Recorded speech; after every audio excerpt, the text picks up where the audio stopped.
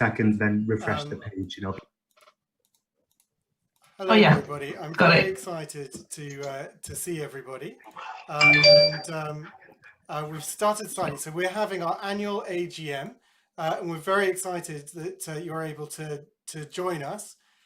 What we thought we'd do is we would, in an AGM, you're always supposed to have a chairperson's report. We're obviously all doing this at the moment. And we thought rather than just speak to the members who are there, and if you're not a member yet, do come and join. So that's how you become a sort of formal supporter of the charity. And it's kind of old-fashioned, but it's how the system works. But we'd obviously love for you to do that. People are supporting the charity in multiple ways, and being a member is one of them. But I think wanting to know about the charity and what we're doing is something that everyone's keen to do. So we wanted to provide that update. So welcome, I'm Henry Shelford. I'm the chairperson of SarcoidosisUK. I am doing this from my home. So wish me luck. We do have a presentation to show you, and I will add that now.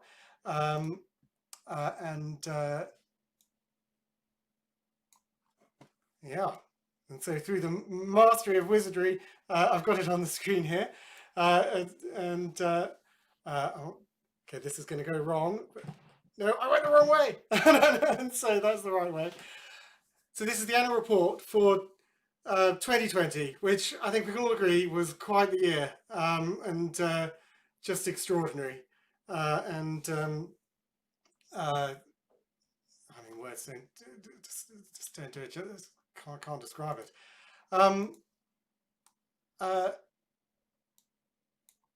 Charities consist of doing two things, solely of two sort of things, really.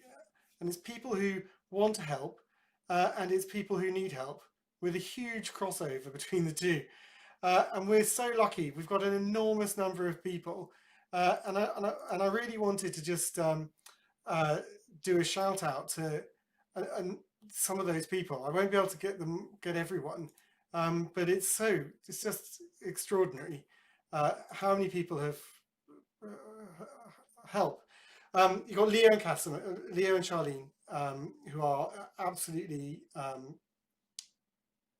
obviously they are the most important thing in the office. They're the glue that keeps everything together. So they and there have been huge pressures from coronavirus, and they have stepped up and been absolutely extraordinary. And they've stepped up way above and beyond. And the results we're going to talk about, the results are a lot to do with their hard work. And I really wanted to say, and I've said it to them personally in other forums, but thank you, the two of you. Like, you've gone absolutely above and beyond what was expected, and as such, the charity's been able to help a lot of people, and you have been instrumental in that. So thank you. The trustees, often unsung heroes in charities, hold everyone to account, including me, and providing insight and guidance to ensure we can be the best we can be. I've got to thank you. They're in alphabetical order before anyone gets chippy. I do think as an S in the alphabet, late in the alphabet, I always think this is very unfair that it's the early alphabeters get to be first. So John Cordner, thank you, and obviously instrumental in helping us with our finances and our accounts. Richard Etienne, who's been fabulous and very helpful. He's extremely good at PR and media and very helpful in that. Emil Guinamaliev, who himself is a medical doctor as well as a managerial consultant, so brings that sort of heavyweight thinking. Paul Sinclair, who is our longest serving trustee and brings a wealth of experience, both from his what he's done in his job as well as knowing the charity sort of back to front and for so long. And Susan Wilson, who's an extraordinary person and provides, has a financial background, provides extremely good insight done on in the politest of ways. And so without these people, they really help us be the absolute best we can be, and extraordinarily important. Just moving the biscuits from in front of that screen. Fundraisers. I purposely put fundraisers at the top after the sort of more structured people. So fundraisers, I'm going to look at this amazing graphical effect and not my mouse on top of it. Put some names here just to sort of shout out to. But fundraisers are just so extraordinary. Like, we can't do anything without cash. I mean, it just, and it's a way of showing support that's extraordinarily important. We are literally nothing without fundraising.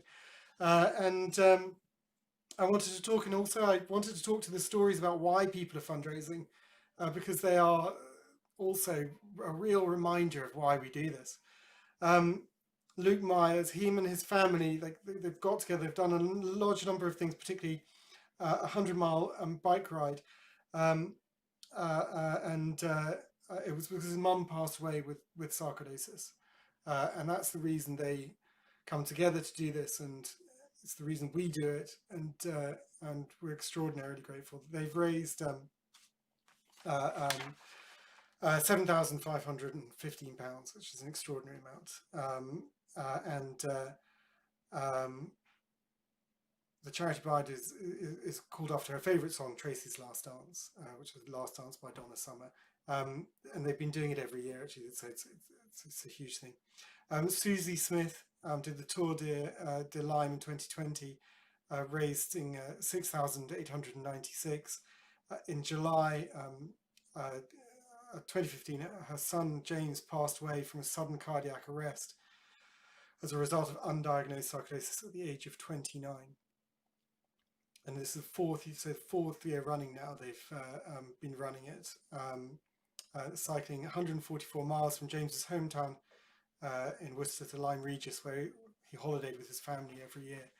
And I mean, one of the things we've been working very hard on is trying to get a cardiac investigation, something that happens for everyone with sarcoidosis. In this case, hadn't even been diagnosed. And we can see the importance of increasing the awareness of sarcoidosis, something that's core to what we do, building up within the NHS what they're doing, making sure people are not missed, and making sure that a cardiac investigation happens for everyone. And you can see the importance of what we're doing held out in the stories of why people fundraise. Olivia Andrews raised just under 5,000 for us in 2020 and has been raising money plans for this year and before, and her mother passed away because the consultant essentially didn't treat sarcoidosis seriously. She was left a long time without investigation, having been told, oh, it's not serious, and then passed before she could have that follow-up appointment. And it's a terrible thing. We're working with them and the NHS Trust to get a formal sarcoidosis strategy in place, and actually have continued to do that throughout the pandemic very softly to make sure those people in the NHS have the capacity to have that conversation, but we have not been letting go. But you can see the importance. And Jamie Saunders has raised 2,300 in 2020. He suffers from sarcoidosis himself and walked up the peak of Scaffold Pike to raise funds. Coral Lamatang created the Steps for Sarcoidosis Challenge. Actually, this was a big deal, and a lot of people picked up on it. Created the challenge for her mum who has sarcoidosis, was to do 100 miles in 3 weeks, and opened the challenge to everyone. And horse riding, dog walking, running, cycling, and that total actually raised 4,700. And then I wanted to talk about someone else, Stephanie Dunsford. Stephanie, is one of the first people when I became chairperson who sort of got in contact and said, I want to do a coffee morning. And she raises a few hundred every, behind you can see a child trying to get in, twice a year. And it's adding up to, I think, over 2,000 now. And she's sent apologies and is devastated she can't do it. Obviously hasn't been able to do it this year, but she is that kind of helping every year and continuing is a wonderful thing, and I just wanted to give her a shout out, like, even though that it hasn't happened this year. And like, there are hundreds, there are thousands of people who've donated and helped and supported our cause, and they are incredibly important. I've made some shout outs here, and obviously these are the biggest fundraisers, but it's not to say that those people raising less are worthless. It's absolutely not the case. The cumulative impact is what makes us be able to do what we do, and we are so grateful.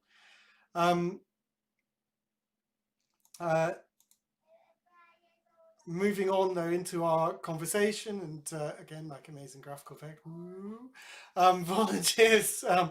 Many of you may not know, like our volunteer to staff ratio runs at roughly 90-1. And those are people, some giving just a few hours, some giving an enormous amount of time. And that kind of stretch and that ability that people doing that, helping us, is what makes this work, right? It's extraordinary the help we get. I know there shouldn't be a number one volunteer, but there is. Don't you? You know, it's like having a favourite child. You're not supposed to have a favourite child. I've gone the wrong way. But like, you know, I'm sure it was my favourite coming in. But there's Jackie Newton is extraordinary. She's someone who suffers from sarcoidosis, and she's someone actually who is incredible in all she gives. And she helps me. I go to her she provides me with good advice and counsel. She's hugely active in helping people in Facebook, either as part of the moderating it, but also one-to-one, providing answers and helping. She's just, and actually in phone calls, and she helps a lot of people one-to-one, which we don't see. She's an extraordinary person. I wanted to say that. We get very few opportunities to say thank you, and I'm using it. But I'm also using it to tell you about what the charity's been doing over this year. So thank you, Jackie. But Facebook requires a lot of moderation. Alongside Jackie, and it was a full moderation team. And we have Ian Laws, Eileen Finnerty-Leans, and Alice Pierce all doing an enormous amount of work. Facebook moderating is hard work. People get very annoyed with you if you don't like respond in the way they think that you should be responded to. And it actually can be quite difficult, and they weather that storm and also help a lot of people. They ensure our place is warm, welcoming, informative and interesting, and it is actually extraordinarily important. 5,000 people there, and what they do to create that warmth is something very special, and I wanted to make sure I said thank you. There are an enormous number of people involved with our support groups and the patient council. They are instrumental in us being able to help as many people as possible. And so thank you all of you. And I'm sorry not to go name by name, but it's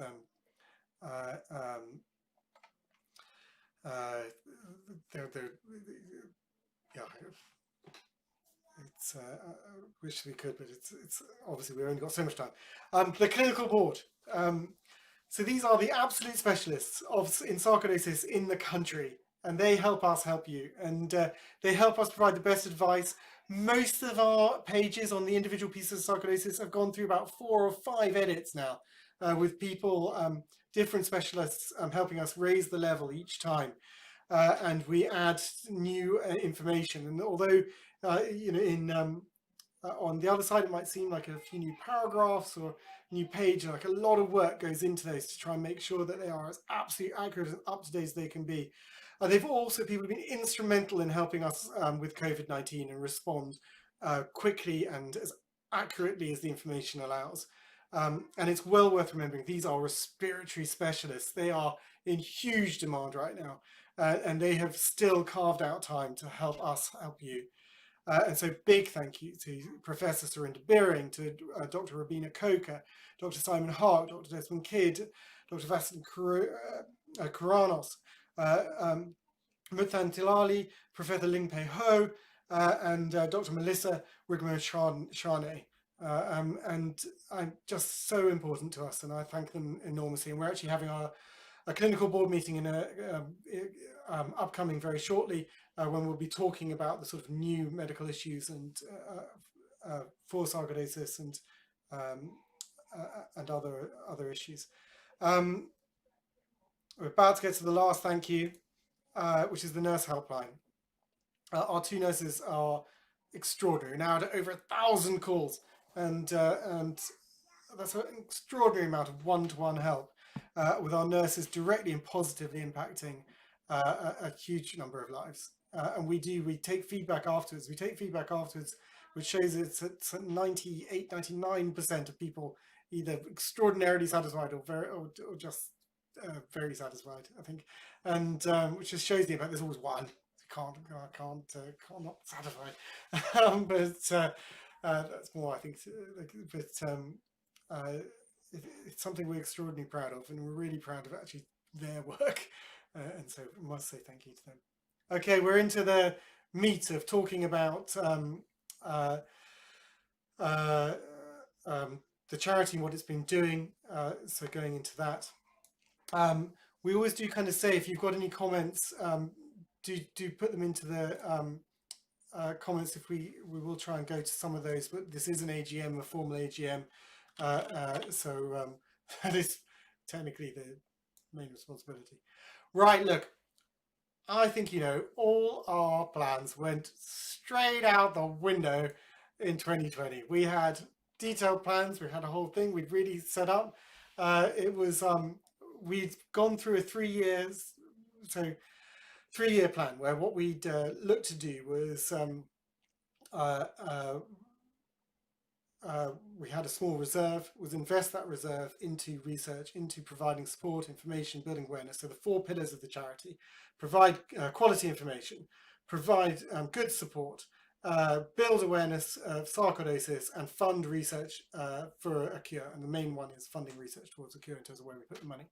And we had a strategy over a period which was like, we are going to dip into our reserves, we're going to essentially lose money, but obviously the whole strategy is to help people, so it's not losing money, it's doing what it's supposed to do. But by increasing our activity, we were then hoping that people would go, these guys are worth fundraising for, we should give them the money so that they can continue to fund the research. And that has happened.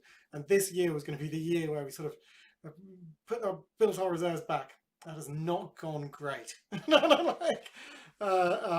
But we do have reserves. We are we're in an adequate position, but it's hasn't quite gone how we hoped. Faced with what we faced, we rejigged everything immediately with a focus on helping people with sarcoidosis, with all aspects of COVID-19. It was very clear focus, and actually at some point, some kind of apology that this AGM is substantially later than it was supposed to be, and that's honestly because we had a clear focus, and we didn't. We were focused on that, and then you can see actually after these things take 6 to 8 weeks to arrange, and so we then in that period of lull when we're out of lockdown, we thought, right, now we'll start to sort it out. See, now we're locked down again, I'm at home, my children keep trying to break in the door, and we are where we are. What you might not know on, so we really focused on COVID, and AGM's come a bit late. What you might not know is that our AGM, our COVID information, we have become the world leader in this. We prior to this put in a translation engine so that the website is presented in, I think it's 38 languages. And we did that because we felt very strongly that sarcoidosis is a rare disease at a relatively inexpensive for us. We can present it in multiple languages and help a lot more people around the world, and that's very important to us. For COVID, obviously that came right in, and so we ended up providing more information to people outside of the UK than in. Obviously our focus was in, with 52% of web visitors coming in from outside the UK. We had to deal with a lack of clear information changing very fast. We also had a complete collapse in our income from fundraising events, but we are very grateful for those who did do things and did donate. It has been extraordinarily important. And we had some extraordinary donations of people reaching out and saying, we know you're in trouble. Sarcoidosis was not on the shielding list, and so we, with some other charities, got lobbied the NHS. So what had happened was, it was put on the list. The way they did the list initially, if you remember, so far back, it feels like a long time, was that it was on the drugs you were taking. Now, the problem with sarcoidosis is sometimes you're flaring up and sometimes you're not. And you might be on lower drugs because you need to try and reduce the number, what you're on. And so that meant people weren't getting the treatment that they weren't on the list because they weren't taking much medication at that point. And sarcoidosis as a lung disease, it was very clear that there were big question marks around it. Now, at the moment, before people get worried, it does look like people with sarcoidosis are not at any special risk from COVID. But at that time, we did not know. We were particularly worried about people with chronic sarcoidosis. And to be fair, do remain worried and quite careful. So we... sarcoidosis became the first named disease for the shielding list. So that was a very important milestone.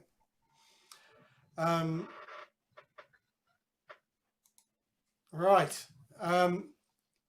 I thought you'd all find this interesting. This is what happened in the pandemic. Nurse helpline calls 3 times normal rates. Email 6 times normal. Website 5 times normal. We had to, and so huge thanks to our nurses, Jenny and Joe. I knew I was name checking them here, so I didn't name check them before. And to our Facebook moderators and our patient ambassador, Jackie Newton. There was so much work that had to be done.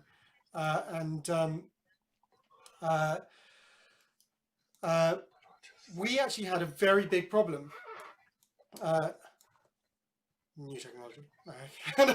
We had a very big problem.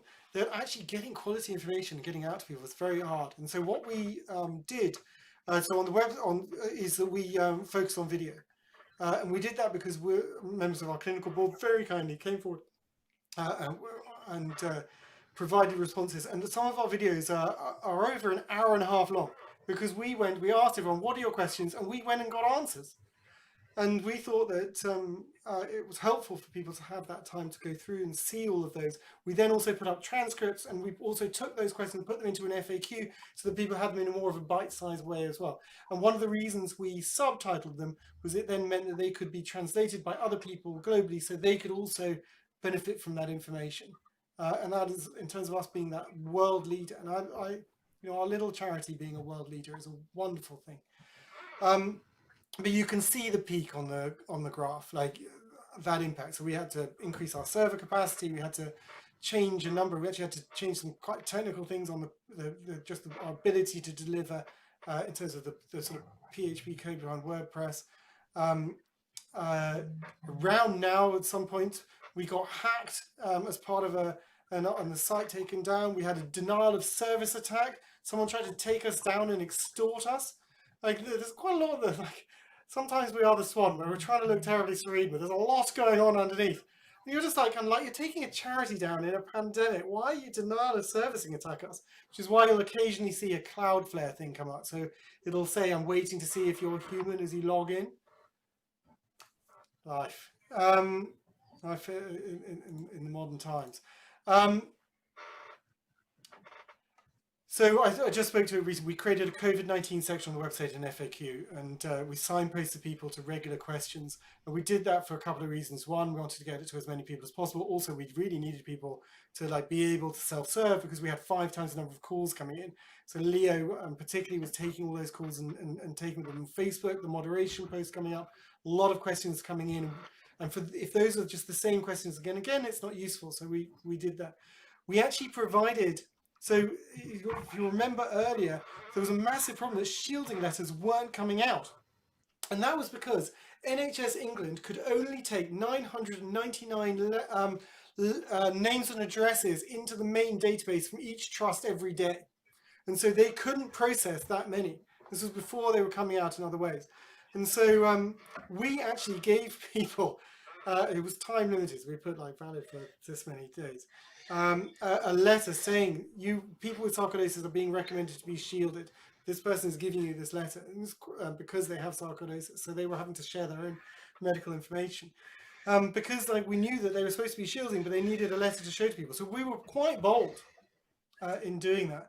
We were also quite bold in when there was that confusion around shielding. We took advice. We said to people we think you should be safe and you should shield, which obviously then became official government advice. But we were the little charity who definitely came out and took positions, but then we are very grateful for our clinical board and our experts to give us that guidance to help us do that. So there's a lot of work that's gone in over many years that meant when our time came to step up to the plate, we were there and ready, and we wouldn't have been able to do it without everyone's support who are watching this now. This was a collective team effort and remains a collective team effort. We put up 9 live coronavirus videos. We talked about questions before, but we were streaming them on Facebook, Twitter, and YouTube. We got better at doing this kind of live streaming. We then put the transcripts up, so I've talked about, with tens of thousands of views, and big thank yous. There has to be huge thank yous to Dr. Rabina Coker, Lisa Spencer, Dr. Simon Hark, and Dr. Anna Blakeney. Without them, we couldn't have done it. Absolutely so important.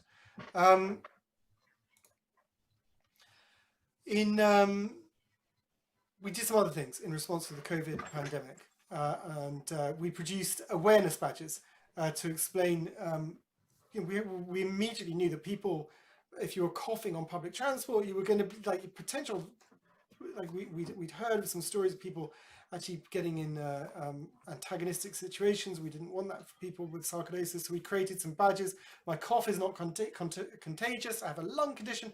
I have an underlying condition. Please be extra careful. This was when people weren't wearing masks. We're trying to say, please just step away. My cough is not contagious. It's sarcoidosis, not coronavirus. And then on the flip side, we also sold masks. So we had masks. We say, I support Sarcoidosis UK, which is a great way to build awareness, but also to raise funds. Something people I don't know is we sold 2,500 badges,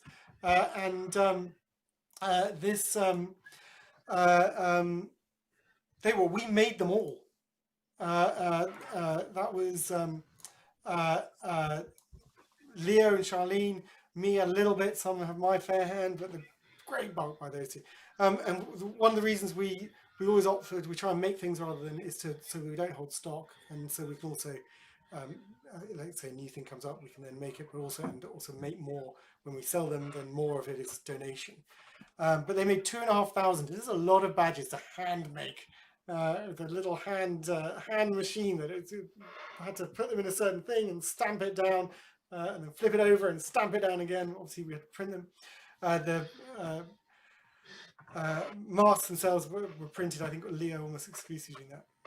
We created online surveys to learn more about people's experiences so that we could then share that with clinicians to lobby them for people with sarcoidosis. And we shifted to virtual fundraising, things like Scale Everest, which were really very successful, and people, which involved like taking same number of steps or climb to equivalent to going up and down your steps in your home or elsewhere to be the equivalent to climbing Everest. And a lot of people did that, and that was fantastic and made a huge difference. Research. This is like, we provide support, build awareness, and provide information basically until we found a cure. All of the majority of the funds that get raised go into this, and we get the funds doubled. So we talked to the British Lung Foundation and created a special sarcoidosis fund to ensure sarcoidosis is funded every year. They double the money we put in, and we also work with their research team. So we are, research is a technical area, very complicated, and we know that we don't know everything about it. And so being able to work with that extremely talented team is very important to make sure we get the absolute best out of our research and the money that you raise that we can then put in. We have funded in 2020. So don't this is one of the most important things we do, and we did not want to have a break in it. One of the things, our continued funding is important. It means that there are people who continually think about sarcoidosis funding and sarcoidosis projects. And so if they know there's a funding stream every year, it means they know they can build and think about that. And that is very important in the medium and long term. And so we have funded, and we're very excited by it. We can't talk about it yet. It will be announced shortly, but we have funded. So £60,000, doubled to 120,000. is going into research this year. Standard 3-year research project that will move the dial. 2019 project is ongoing. I'm looking into the scarring of lungs at the University of Southampton. Aim to understanding the scarring mechanism. Obviously, if we can break the link with the scarring of the lungs, then we can massively reduce the impact of pulmonary sarcoidosis. It will also teach us about scarring potentially in other parts of the body and help with the other kinds of sarcoidosis. So very important. The 2018 with Dr. Hart, his pretty picture is there. It shows that the first part of his clinical trial is done. So they took cough results and they took blood samples. All of these samples have not been able to be analysed. And that's because the machines have been used for COVID analysis instead. So I think obviously we all agree that that is a reasonable sacrifice, but the samples still remain there. They are in the deep freeze. However, the cough results have come back. So it's a very simple test. Are you coughing more or less using a cough chart based on taking a drug called zeamycin, and something we're very excited about. So there was a study in mice. I'm sorry for the mice. Sorry to anyone who's. It wasn't us. It was the University of Vienna. Bad things to mice, but there are good things about sarcoidosis. They were changing a thing called mTOR, which is a protein in them, and it resulted in them getting sarcoidosis. The first time sarcoidosis has ever been caused. And so very important. There are a few mTOR blockers. The cheapest, but also the weakest, is zeamycin. And we're also looking to the other ones. But the other ones are not well tolerated, which means they make you feel very, very unwell. And they do cost sort of £3,000 a month. Whereas the zeamycin, if it works, is 60p a pill. Actually, I think it's 60p a month. I think it's less per pill. Very, very cheap and has been used for decades. Very well tolerated. It is the drug they give you. If you had a lung transplant, this is the antibiotic they give you to stave off infection. So people will take it for decades and we know that they're fine. So if it works. Now, the cough study showed that there's a 49.6, so 50% basically reduction in the amount of cough over the 12 weeks study. So we can see that it had a real impact. That's meaningful on a number of levels. It's meaningful because it might tell us more about sarcoidosis. It tells us about the mechanism. If that mTOR blocking worked in people's lungs, that is a big deal and gives us a target, more of a target to focus on. But fundamentally, it helped. And if it helps, we might be looking at something that's very, very significant. So we're looking to see those blood samples and learn more. It's a really big deal and something I'm very excited about. It's actually something I fought for very hard. The detail will go in less, but I actually worked quite hard to build up an mTOR strategy and work with a number of research people. Dr. Hart did come independently with this, and then we had to do some working up together to get it into that fundable position. So we're very, very excited. And Dr. Hart, this is the second time he was funded also on an earlier project. So showed you how high a caliber he is, that we're able to go again with him. So really fantastic guy and fantastic, very, very exciting research. We really might be the little charity that could, the little charity that found a cure. And that is each piece of research is a brick in the wall towards it. And very important why funding this year was so important. Support goes from strength to strength. Facebook group, over 5,000 members, 20 active regional groups. Sarcoidosis, answered 1,700 calls now. It shows you. I remember checking in with the nurses actually with the COVID spike, and the feedback we got was, yes, it's a lot of calls, but they're much shorter, and so we're able to get through them. And we have a system. We built a system which is. When we looked at it, we were like, well, generally people book people in there like 15 minutes and you've got all this scheduling. And we're just like, well, we don't know how long people need to talk. So we created an entirely new system, which just we say to people, look, we don't know exactly when you're going to get a call. This is when they call out. But the reason we don't know exactly is because you can you can speak for as long as you need. And we've got no cap on it. We just call people in order. And we know our data, so we were thinking roughly next Wednesday, Thursday. And but if you really need a call, the one call we know exactly when it's going to happen is at the first call of each session. So we can, if you need it, we can block you into that. Most people go, no, that works for me, and it's working really. That's a really good system. It enables people to get the support they need in a really non-time limited way, and I think it goes a lot to tell you about a lot of the thought we put into as we take each step and really think about it and do things in a different way. The booking the first slot, by the way, we nicked from British Gas. Like, if you've ever booked with British Gas, they're like, well, we can see you this time, but we don't, like this day, but we don't know when it'll be, or you can have the 9 a.m. slot, but it's in 2 weeks hence. And yeah, we nicked from there. But obviously, a huge thank you to Nurses Joe and Jenny, our volunteer support group leaders who make the support groups happen. Like, honestly, we provide guidance, but they're the ones who do it. And our volunteer Facebook moderators who, it's extraordinary what they do. And there's a little bit of a clip out here, which I'll read to you. The nurse was wonderful, very good listener, used clear language and explanations, very attentive, very supportive. The lead up to call was also excellent. Made an online inquiry, received an acknowledgement on Monday, offered a nurse call. I've worked in business that would be delighted with themselves if they could be half as efficient as that. Thank you very much. Like, we do work very hard.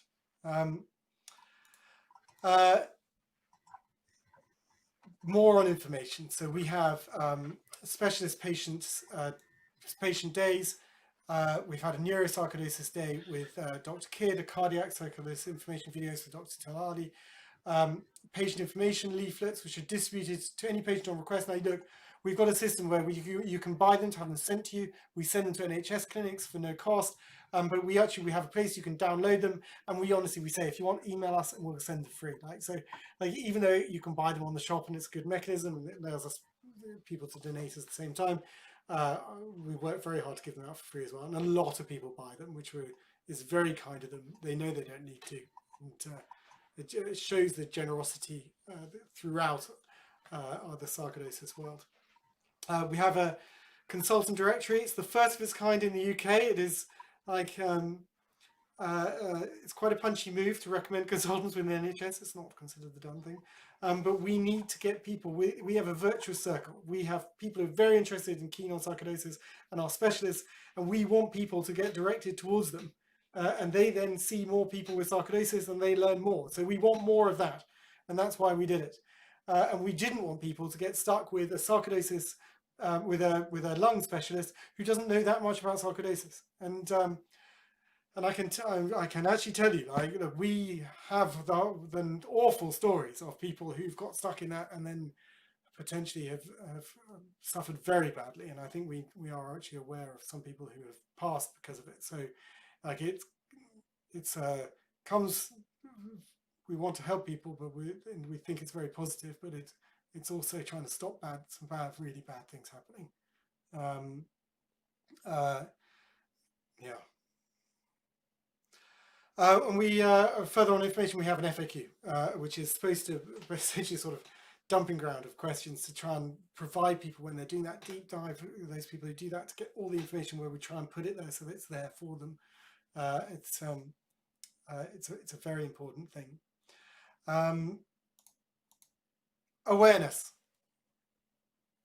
It's something we get a lot of comments on, a lot of calls on, and a lot of people want, like, please can you build awareness? And you're like, look, only 80% of people know about Coca-Cola. Like, it's a hard battle, but we do try, because we're trying to stop it. So people, when you get told I've got sarcoidosis, you know about it. And when you tell people I've got sarcoidosis, that actually, like, they have some understanding of the empathy and the challenge. And we are trying very hard. 2.3 million page views in the last 12 months. In 2020, we had our biggest ever. Our average has gone to 47,000, but you can see the massive spike. Social media has grown hugely. We've become part of national advocacy work. We're part of the BTS, British Thoracic Society, Sarcoidosis Steering Group, part of the European Lung Foundation Patient Advisory Committee and Patient Advisory Group. And we built the store. We built the store as a way to make some money, but also really for people to be able to communicate about sarcoidosis. And we know about, so we have the bags, we have the badges, we have the balloons, we have not suggesting people wander around with balloons, but the bags are good, and the t-shirts and anything we can think of. We've heard of many people say, like, I was walking around my bag, it said SarcoidosisUK, and someone came and said, like, oh, my friend has it, I have it, and it's helped people feel less alone, and actually those have been rather joyful stories, and wonderful to see. But the store, honestly, like, it's one of those things that has quite a big presence, like it feels like quite a big thing, but actually it's a very small thing in terms of what fundraising and other impact. Accounts, this is the AGM, got to do the accounts, and income for 2019, we broke 200,000, it's a huge deal, and 61% increase against 2018, which was 130,000, and a huge amount goes to the work of so that's because the AGM is formally signing off the 2019 accounts, just to be clear. 2020, I think we're looking at around 180, tiny bit off. Most charities are 50% down, and so it's an enormous thank you to everyone for allowing us to continue what we're doing, to let us be in a position that we can fund the research and continue, instead of, like, a lot of charities have to sort of looking at reducing what they're doing this awful time. We've been able to increase what we're doing, and it's a big deal. Oh, so we've got the number. So 2020 was 204,000. So I got that. I was shy. So yeah, only 5,000 off our 2019. It's an enormous achievement, and it's an achievement of all our fundraisers and donators, and just so grateful. Expenditures 134,000, of which 60,000 goes into research, staffing, and other costs are the rest. Very, very. Without people, you can't do anything, and they need a place to be, computers to work on, and those kind of things. They are slightly mundane, and but they are essential. Now, obviously, the 60,000 gets doubled to 120,000, so our impact is 120,000 of research this year, which is a huge deal. And we are looking to do some smaller pieces of research, until we're in a position to do another 60,000, so another, which will be double to 120,000, at which point we're looking at doing just shy of, well, we will be doing 250,000 of research every year, and that will be an extraordinary thing. And every single one is a brick in the wall to vaccination. I'm on to my last slide. This was a wonderful thing that got sent in recently. Just to say a huge thank you to you all for all that you do. And that's to everyone. That's our volunteers, our donators, our fundraisers, our clinical board, our trustees, Charlene, Leo, the nurses, the patients council, the our Facebook moderators. Like, there's such a large number of people who get involved and help. Just to say thank you to you all, and my very best wishes for a peaceful and healthy 2021. Having been diagnosed 11 years ago, I came across the charity by accident, and have had cause to be grateful for the wonderful support and information it offers. I've also appreciated the wisdom of the video Q&As, the kindness shines through, as well as a charity of response. They are a real bonus, as is the access to wise and informative nurses. I've spoken to Jo twice, many months apart, and been very appreciative of the clear advice she gave on both occasions. The card, we sent out some Christmas cards, was a complete surprise, a lovely reminder that SarcoidosisUK may be a smaller charity, but it is fantastic at what it does, and does it very well indeed. Thank you all, and wishing us all a better new year. This is the point at which, at the end of this, the sort of chairperson's report, trying to be as brief as possible. If you've got any other, if you want to get in touch, most people have my details, but you can get in touch through the website, but it's henry@sarcoidosisuk.org.uk, otherwise through the main phone number. I am very much around. Thank you everyone for all you have done, for all your support and for all your help. I started this by saying this is a massive team effort. We couldn't do it without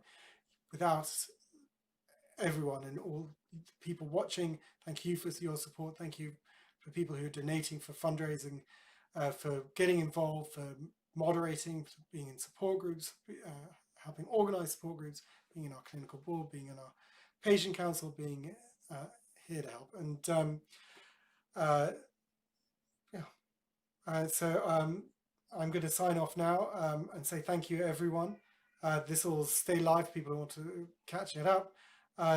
If you do, obviously, always got to do the, if you are so inclined, obviously donations are extraordinarily important. It's a new year, the budget is reset to zero, and we've got to do it all again. And we want to do it all again in terms of what we were able to achieve, less so, and want to do it all again in terms of everything we've had to do with COVID. But for us to fund the research, to create everything, to make everything happen, we can't do it without you. So if you are happy to donate, please consider it. Thank you very much. I'm going to sign off now. I wish you all the very best. Everyone wants a wonderful 2021. Hopefully it will get better. I think we are aware it's going to get worse, I think, before it gets better. But I think we can see the sun and the green grass on the other side, and so look forward to that. And so I look forward to speaking to you all in better days. Thank you again, and wishing everyone the very, very best. Thank you, and goodbye.